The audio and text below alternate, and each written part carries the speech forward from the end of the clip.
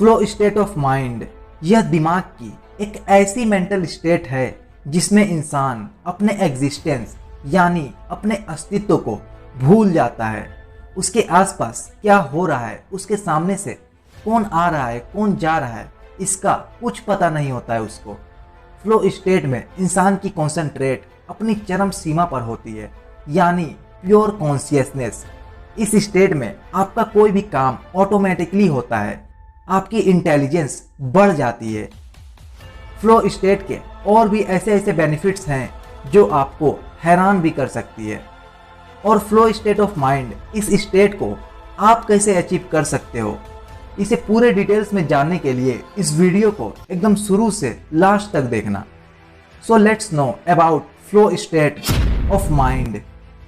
जब इंसान किसी एक चीज पर इतना ज़्यादा फोकस्ड हो जाता है कि उसे ना ही भूख लगता है, ना ही प्यास, ना ही गर्मी लगती है और ना ही सर्दी, इस स्टेट को ही बोलते हैं फ्लो स्टेट ऑफ माइंड। इस वक्त इंसान का कॉन्सेंट्रेट पूरा 100% होता है। इस स्टेट में एंटर कर जाने के बाद इंसान को समय का कुछ पता ही नहीं चलता।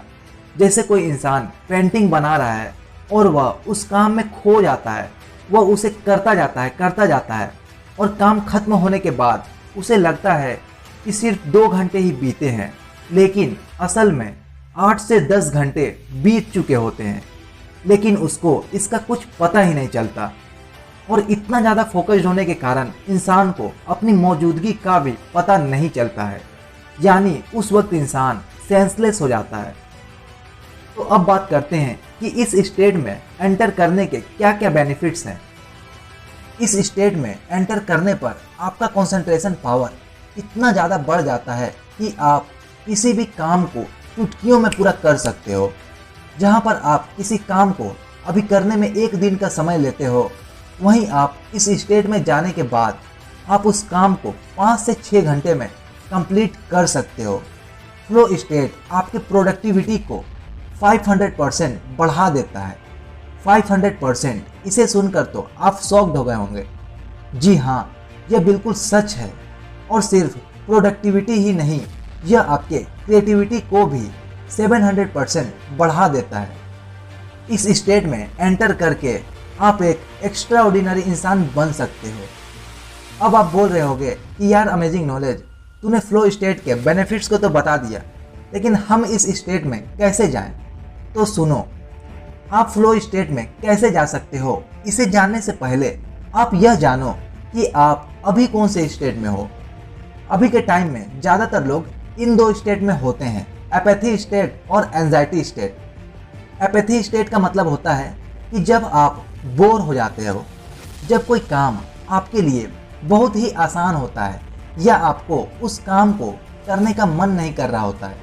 सपोज आपका फेवरेट सब्जेक्ट मैथ्स है, तो चाहे आपको मैथ्स कितना भी पसंद क्यों ना हो, अगर आप 12th क्लास में हो और आपको 1 क्लास के क्वेश्चन दे दिए जाए तो आप बहुत ही जल्दी बोर हो जाओगे। इस स्टेट को ही बोलते हैं एपैथी स्टेट। और एंजाइटी स्टेट तब होता है जब आपके लिए चीज़ें बहुत ही ज़्यादा मुश्किल होती है या आपको कुछ समझ नहीं आ रहा होता है कि यह काम कैसे करना है। फिर से आप वही एग्जाम्पल से समझो। माना अभी आप 12th क्लास में हो और आपको PhD लेवल के मैथ्स के क्वेश्चन दे दिए जाए, तब आपको एंजाइटी होने लगेगी। आपको उस काम को करने में मज़ा नहीं आएगा, क्योंकि इस तरह के क्वेश्चन सॉल्व करना आपको अभी नहीं आता है। इसे ही एंजाइटी स्टेट कहते हैं। ज़्यादातर लोग इसी स्टेट में रहते हैं। और फ्लो स्टेट तब होता है जब चैलेंज ज़्यादा होता है और आपका स्किल उससे थोड़ा कम, तब आप फ्लो स्टेट में एंटर कर सकते हो। फ्लो स्टेट में उतरने के लिए आपको इन 3 कंडीशन को फॉलो करना होगा। First, clear well defined goals. Second, clear and immediate feedback. Third, the 4% rule. अब ये सब क्या है? तो सबसे पहले फर्स्ट कंडीशन के बारे में जानते हैं। Clear well defined goals. बहुत से स्पोर्ट्स प्लेयर का यह कहना है कि मैच के आखिरी कुछ मिनट्स में वह फ्लो स्टेट में चले जाते हैं।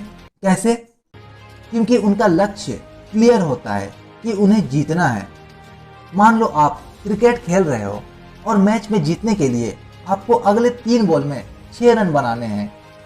तो अब यह इतना साफ गोल है जिसमें आप फ्लो स्टेट में जा सकते हो और आपकी बैटिंग नेक्स्ट लेवल तक पहुंच सकती है।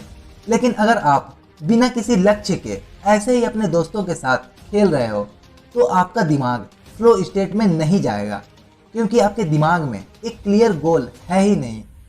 कोई भी काम है उसे करने से पहले आप एक क्लियर गोल सेट करें।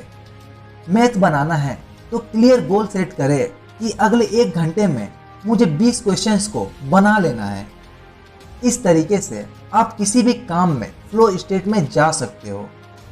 Second condition, clear and immediate feedback. यह बहुत ही इंपॉर्टेंट कंडीशन है फ्लो स्टेट में जाने के लिए। आपको पता होना चाहिए कि जो भी आप काम कर रहे हो उसको करते करते आप कितना पास पहुंच रहे हो अपने लक्ष्य के। जितना आपके दिमाग में समझ आएगा कि आप अपने लक्ष्य के और पास आते जा रहे हो तो उतना आपका दिमाग फ्लो स्टेट में चलता चला जाएगा।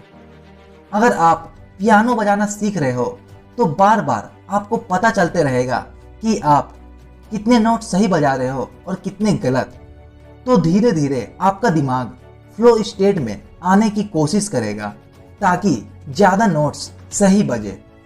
और जब एक सर्जन सर्जरी कर रहा होता है तो उसको ब्लड फ्लो से फीडबैक मिलता है कि वह सर्जरी सही कर रहा है या नहीं।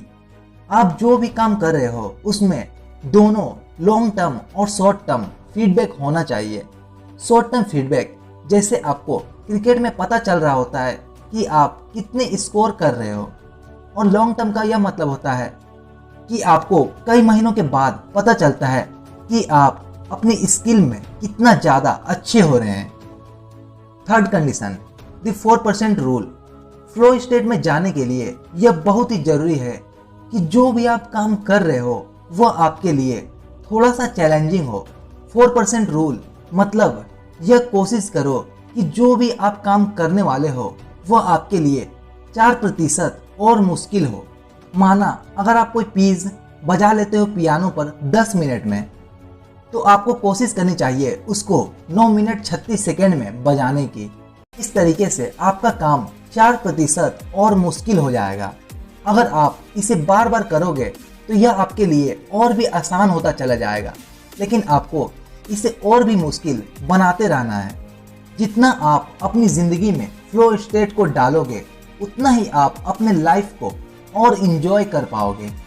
अब यहाँ पर आपको डिसाइड करना है कि आप अपनी लाइफ को एंजॉय करना चाहते हो या फिर फेसबुक और इंस्टाग्राम जैसी चीज़ों में अपना वक्त बर्बाद, क्योंकि इन सब चीज़ों में आप कभी भी फ्लो स्टेट में नहीं जा पाओगे। आप कुछ प्रॉफिटेबल काम करो, जैसे आप एजुकेशनल वीडियोस देख सकते हो या फिर कोई ऐसी चीज़ जिससे आपके दिमाग को कंसंट्रेट करना पड़े। इससे आपकी टोटल हैप्पीनेस और भी ज़्यादा बढ़ेगी। तो हमेशा अच्छे काम करो और खुश रहो।